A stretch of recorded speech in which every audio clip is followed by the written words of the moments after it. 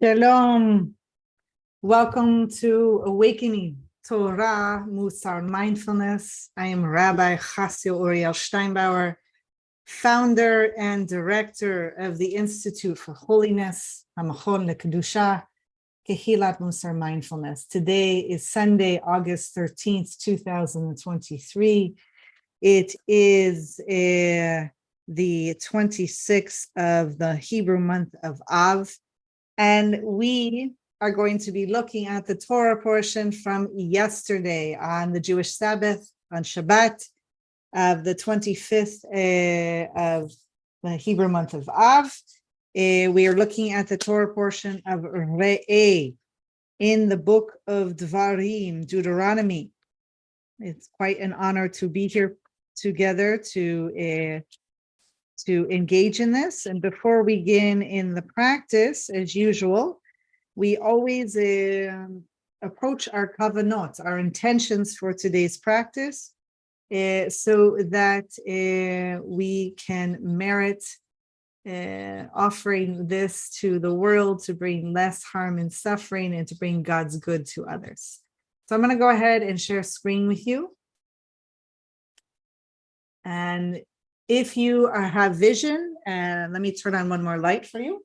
If we have the vision and we're able to watch by video and see this recording right now, or on live stream, if you're joining us on any of the mediums there, you will see that these kavanot, these intentions in front of you.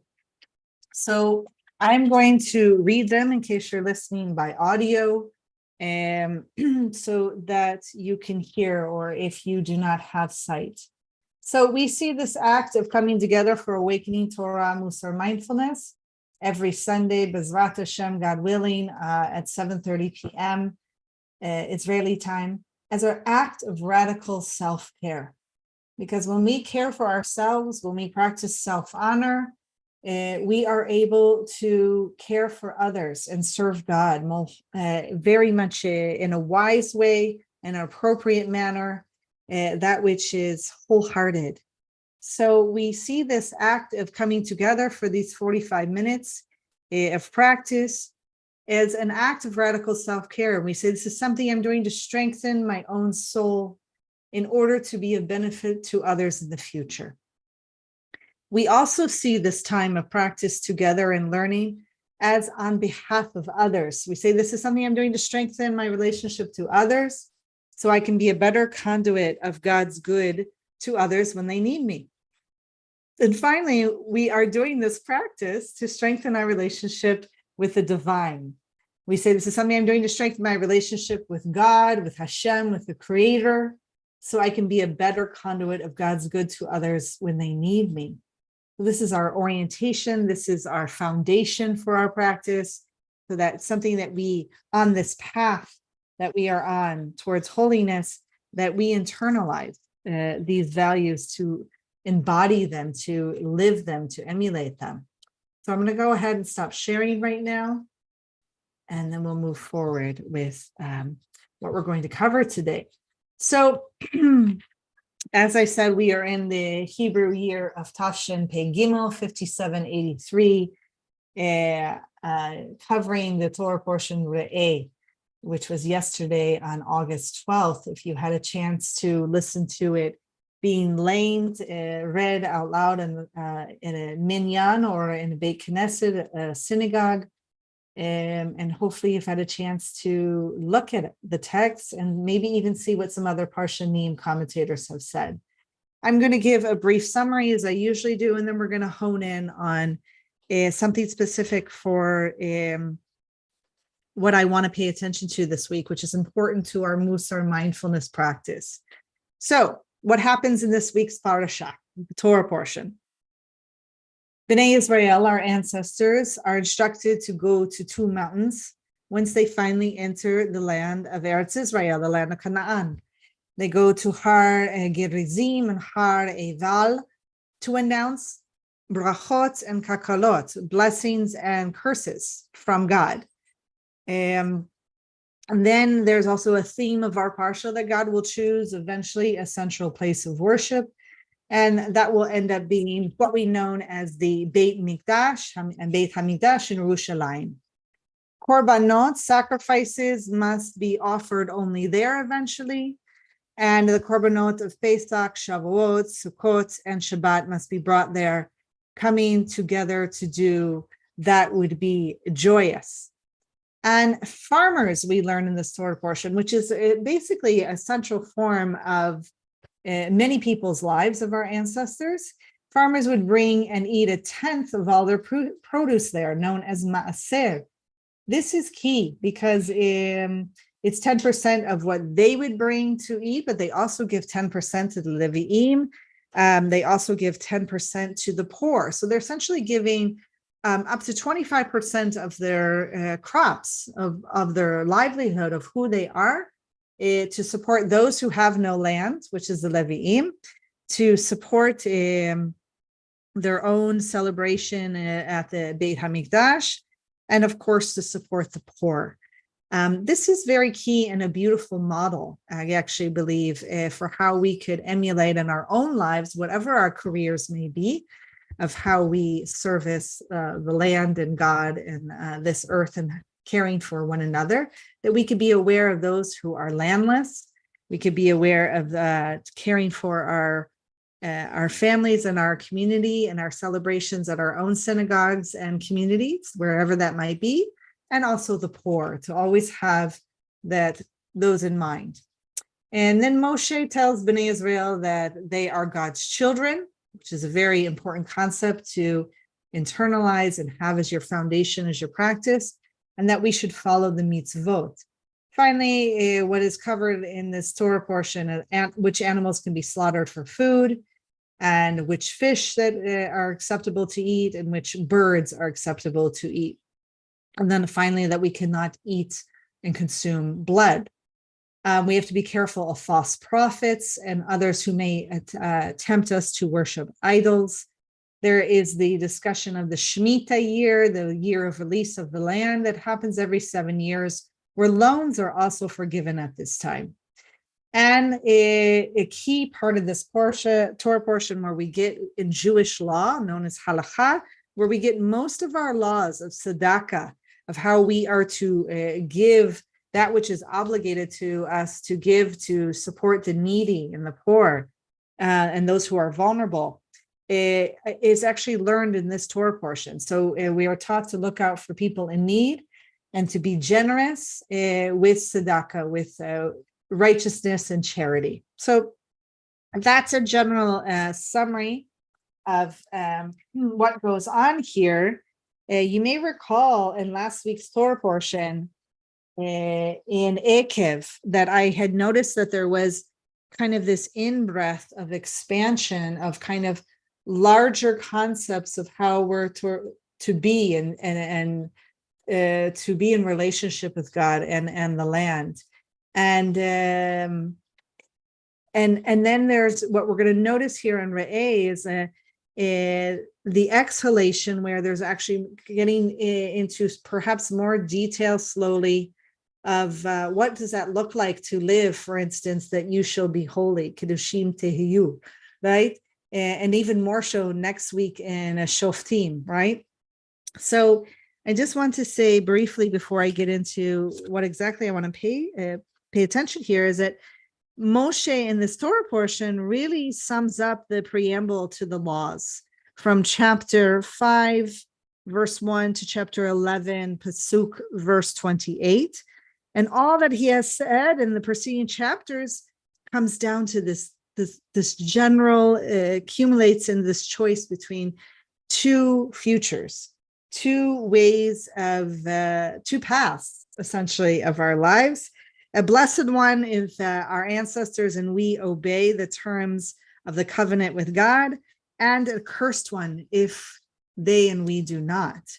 And that is, it comes down to kind of what is this life?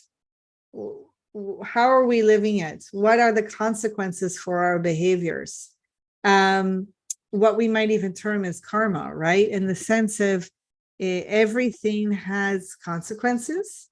And if we live our life for a blessing, to care for others, then we embody that blessing, right? And in some sense, life is a blessing. That is the path. That's the potential of the path. If we're someone who's causing harm and suffering to others, which is essentially not obeying the laws, the consequence of that long-term behavior is a life of suffering, of harm, of curses, in a sense.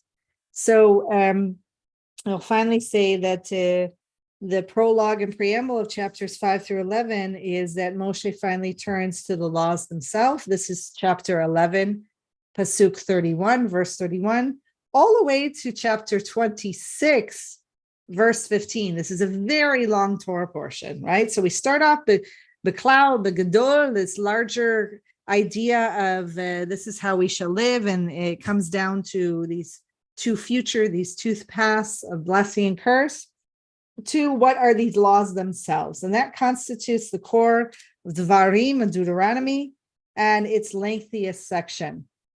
And it will continue on in chapter 26. So it's what the last thing I'll say is that Moshe does not present the laws in the style of a legal code. This is very important. It's very important, particularly for our non-Jewish followers, because how Jews in Rabbinic Judaism read and understand and live the Torah is that it's a living document that constantly needs to be interpreted and lived. And that's why it's so important that we have the courts and the judges to flesh that out and work through that. So this is what we see here, is that Moshe Rabbeinu, our beloved teacher, devotes more attention to the basic provisions than to their actual practical details. So the latter, the practical details, must be provided by oral law, interpretive tradition developed by the courts and later times by administrative agencies. And this is the key concept in how we practice and live out Rabbinic Judaism. So the most distinctive feature of Moshe's presentation of the laws is the way that he frequently devotes so much attention, right, to that we and our ancestors, right, that we obey the laws, even more than presenting the laws themselves. It's almost as if he recognizes that our ancestors had to be persuaded to obey the laws. And so I'm going to end with that kind of summary and then focus in on what I want us to pay attention to. So let me get my notes all together for you here. I'm a little all over the map today. I don't know if you're aware, here in Israel, it's just a Hamsin, a real heat wave, dangerous.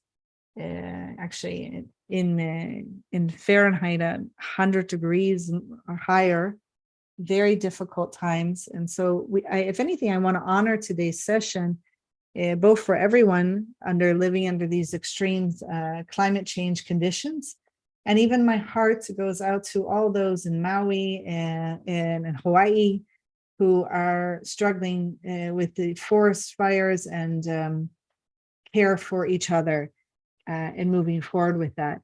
Excuse me 1 minute, please.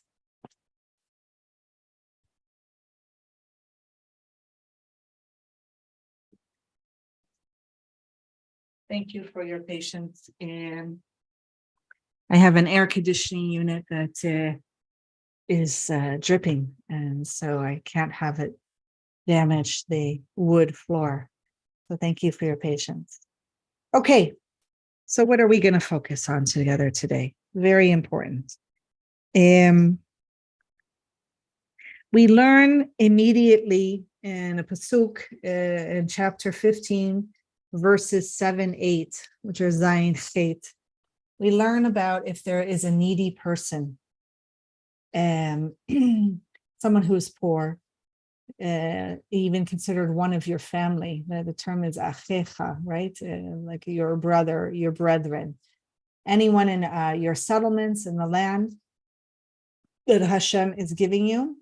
It says right here, Lo te'ametz et et levavcha. Do not harden, stiffen your heart, right?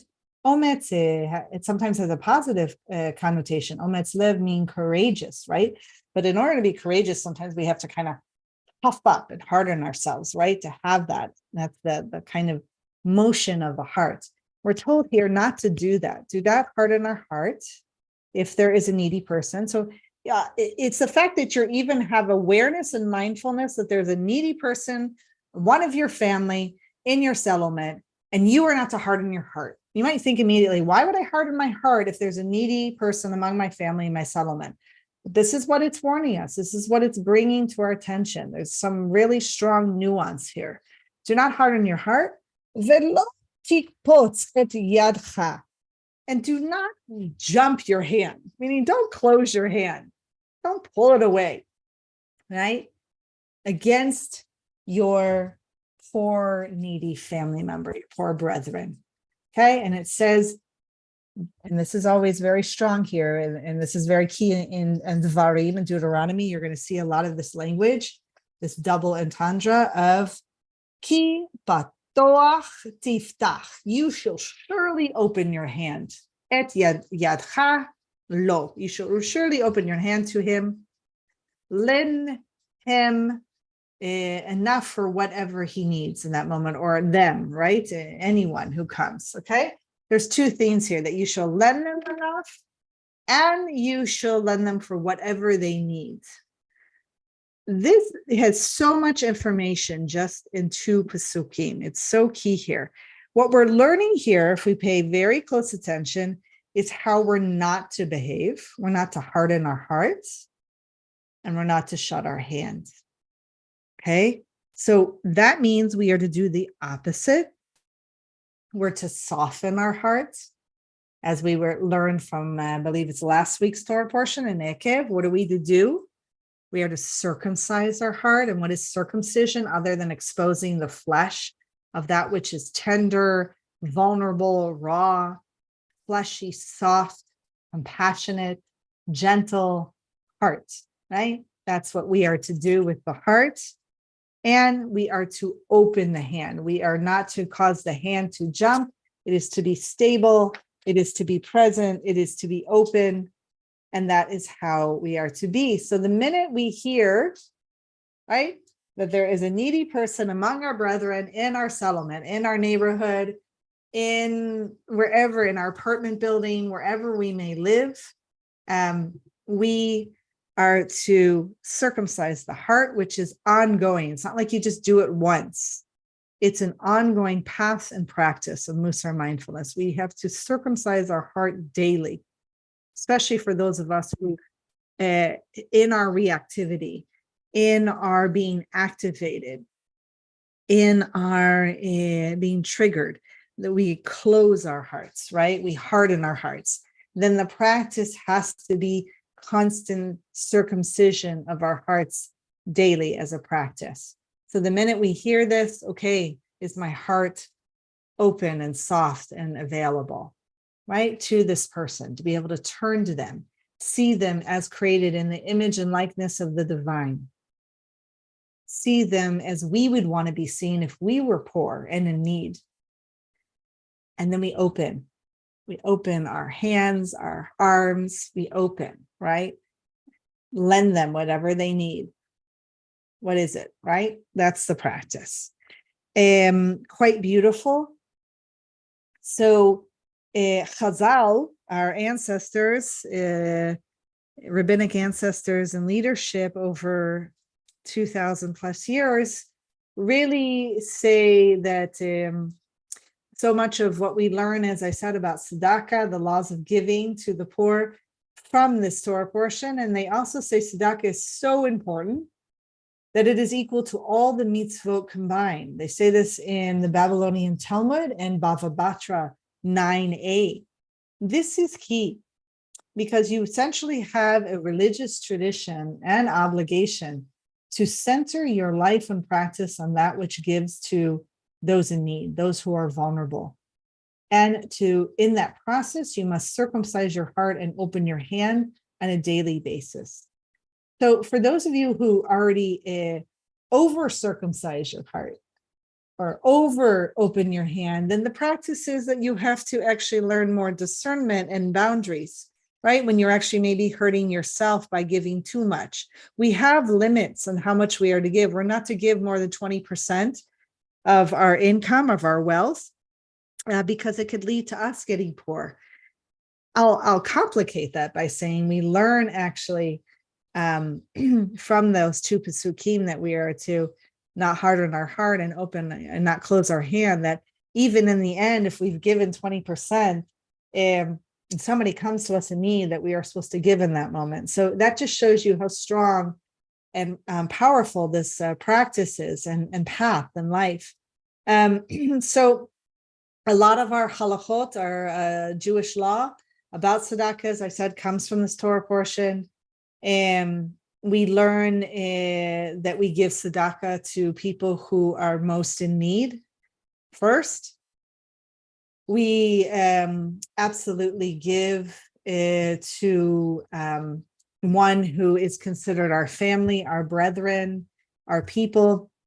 So we give to relatives and close friends before others, essentially if they are all in the same amount of need. And finally, we learn about giving in our own settlements and our own gates, right? So we support people in our community where we live before we send tzedakah far away. And these are our priorities in addressing how we're going to care for the other. It's so key is this practice that it's about a focus on dignity, which comes down to kavod, that heaviness, kaf, vet daled, right? Kaved, heaviness, kavod, that are, it's so much about dignity and making sure to give to their needs, what they need, not maybe what we want for them. So it's about seeing them fully in their picture of who they are and tying our practice of tzedakah, giving those to needs, to an established practice already, so that it will strengthen. So for instance, in our tradition, we often and are encouraged to give tzedakah, to give money and charity in our prayers. For instance, in our morning prayers, there's an opportunity to put money in the tzedakah box. And so every morning, and when we are praying, we have that opportunity to tie it to our morning tefillah, our shacharit, to engage. It ties the act of tzedakah as this wholehearted devotion to God with our prayer, and they become one as an act, and they strengthen each other. So if you don't have the practice of praying in the morning, then tie it to some other act that you habitually do that is life-affirming. So it could be as simple as I'm getting up, I do my modeh, my moda ani, or I do my morning affirmation and my Mussar mindfulness practice, and I give and I put money into tzedakah. I'm tying my morning affirmation to giving tzedakah. It could be I'm going to engage in my cheshbon hanefesh journaling practice, my accounting of the soul journaling practice. And before I start journaling, I put some money in to tzedakah to give to those in need. So this is important. This strengthens our practice to be able to do this. So I will close this before we move into our Mussar mindfulness meditation practice today, that we are taught in chapter 14, Pasuk Aleph, number 1, that says, Banim atem la'Adonai Elohecha. You are children of the Lord your God.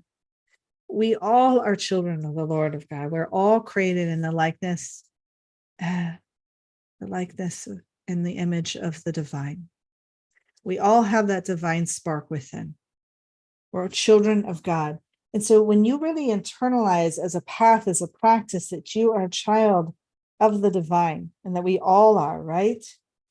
Then there's something really profound that goes on. You realize how much dignity you're worth, and that you're never an orphan. You are never alone. You're always part of that greater shared humanity. So important.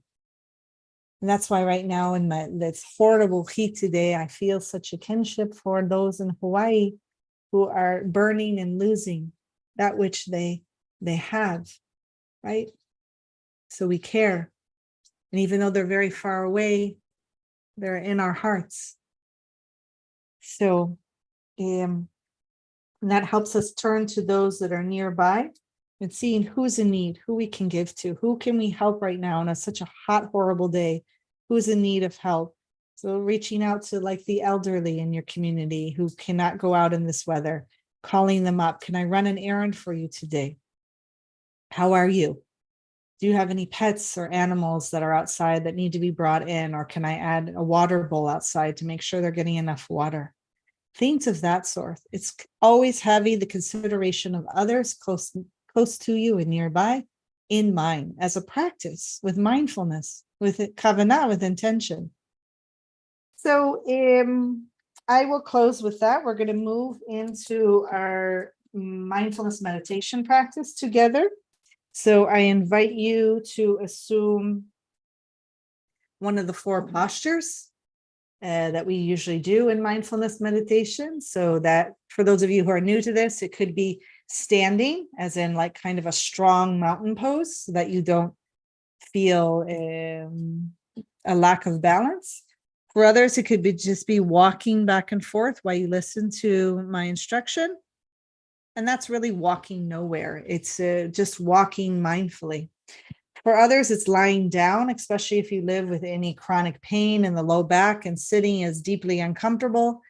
Go ahead and lie down with your eyes open if you have vision. And if you're like me, you're going to be in a seated chair or on a zafu or on a meditation cushion, entering your seated posture. I'm grounding my feet, making sure I really feel held by the earth. This is a grounding practice. And I feel the weight, the kaved here, right? This kavod, this weightedness in my sit bones. I feel upright, dignified, child of God, right? This is quite beautiful. Really practicing that self-honor so that I can honor others. You may join me in inhalation and exhalation. This time on the inhalation, I invite you to raise your shoulders and exhalation. Really releasing them, letting them fall. There might be a real sense of wow, of release and letting go, of ease, which may bring a smile to your face, some great joy and comfort. What a gift. Awakening to the good and giving thanks. Hakarata tov. And our last inhalation, inviting us fully present here together. Inhalation and exhalation. Allowing yourself to settle, fully arrive. Allowing that stillness to emerge so you can hear that quiet, still voice of the divine within.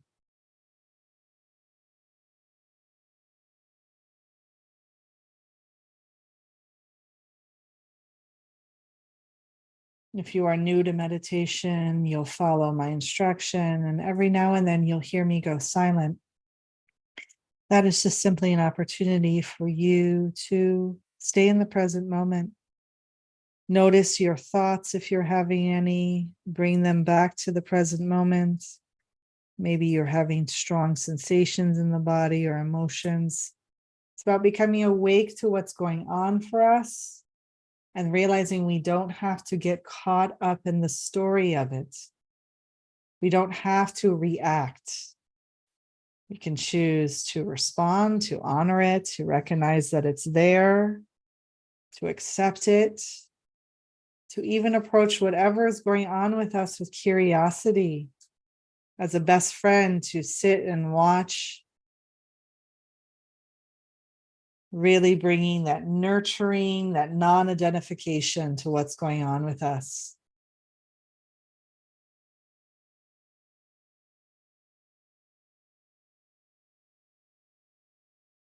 So when I say to you right now, you are a child of God.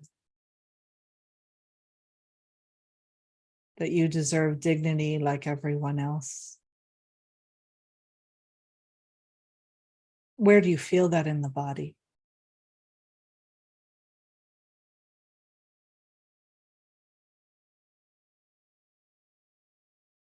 Gently describe to yourself privately what that feels like. For some of you, it may be tension in the chest, a ball in the stomach. For others, you may have noticed your spine even move that much more erect. Perhaps a smile on your face. Perhaps a deep warmth that you belong. This is your authentic self. Whatever is the response, ask yourself, can I be with this? Can I hold myself no matter what my response is today in this moment, which will change day to day over the lifetime of practice? So if you are feeling constricted and tight, that ball in the stomach that is telling you maybe you're not worthy, maybe you're not, know that that is a narrative, that is a story, one that you don't have to buy. But to just notice it, developing that inner distance. You can even softly label it with what's called mental noting, judgment, self-judgment. Being with whatever is, seeing if you can care for yourself in this present moment.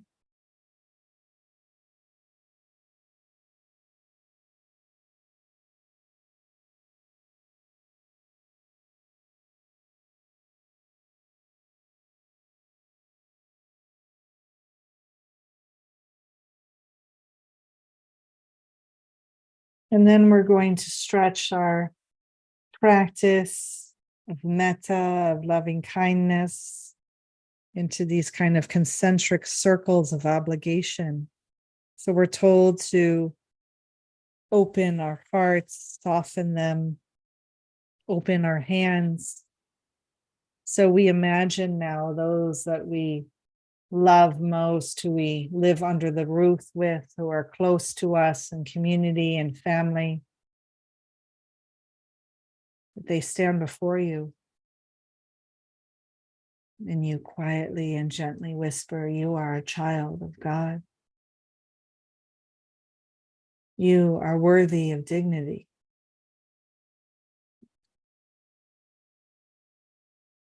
Where does that sit in the body right now? Are you able to soften and open your hand and heart to the dignity of the other before you?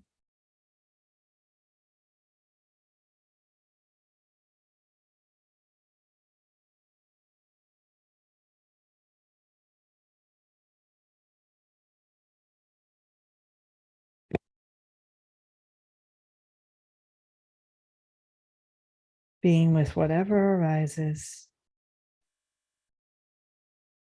knowing that it is not you. Whatever it is comes to the moment, has a certain shelf life, and then passes. One of the inarguables is that all is ephemeral. This too shall pass. For those of you who smile on to imagining those closest to you as children of God, hand open, heart soft. Allow yourself to dwell in the feeling of that joy, of that presence, of that balance.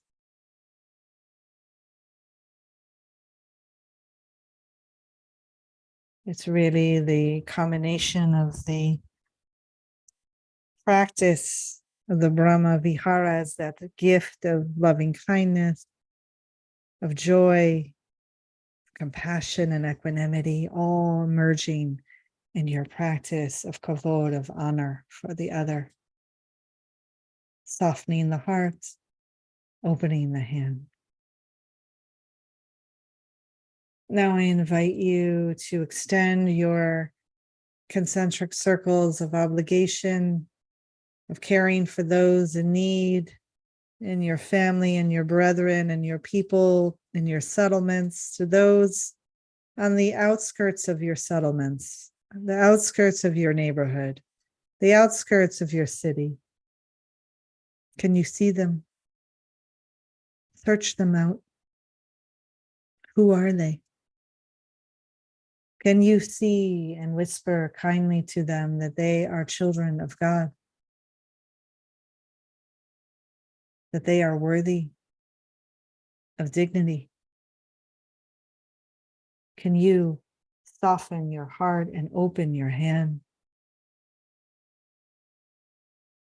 How can you give to them this week, this day, this hour?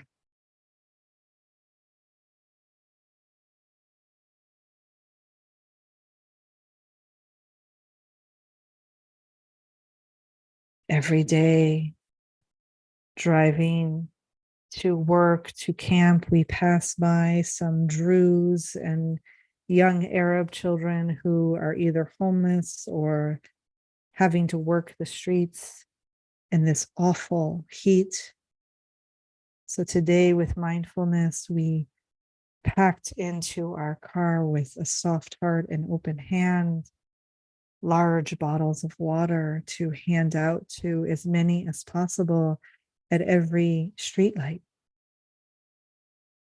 doing our little part of dignity, of caring for those in need. What do they need in that moment? What can I provide myself? Finally, extending your circle of obligation to those outside of your settlement, to those outside of your brethren. Can you see them? Invite them in. Whisper to them that you are children of God, worthy and deserving of dignity. Softening your hearts, circumcising your hearts, and opening your hands.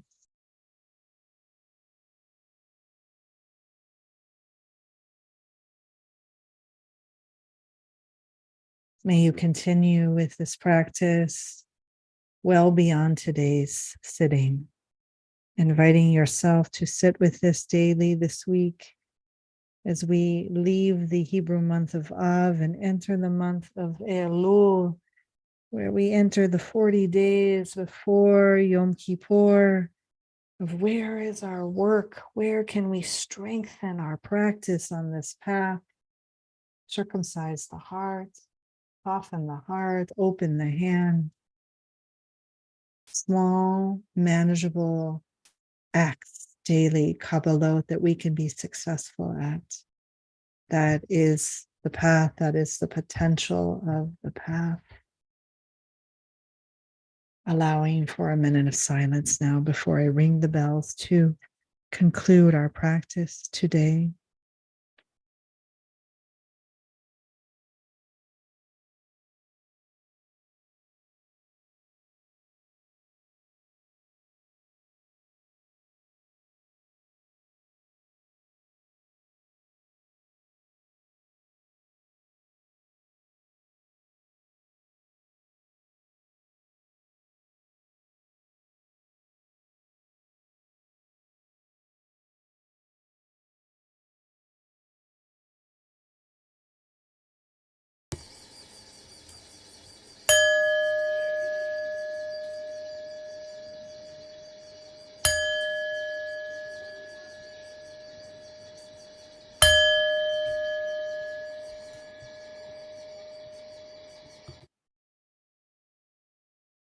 Your eyes are closed.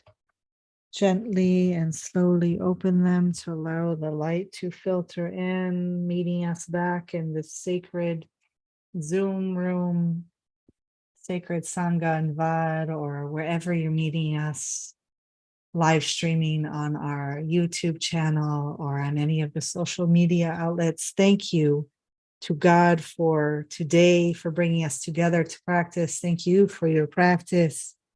Thank you to our ancestors for passing on these teachings of Mussar mindfulness from the Jewish tradition and from the Dharma of Theravada Buddhism. Thank you for bringing this wisdom to us, that we may get as much as we can from the weekly Torah portion of the Hebrew Bible to learn and practice together, to be on this path. Thank you for taking refuge in the path and in the community. Again, honor those, hold in your hearts and prayers those in Hawaii and other places. Circumcise your heart and open your hand. Give those in your community, and finally to those in need, such as at Hawaii and other places. Thank you. I look forward to seeing you, Bezrat Hashem, God willing, in 1 week. Do subscribe to our YouTube channel and to our newsletter off of the website, becoming a member of our community, so may we learn and practice together. Thank you again.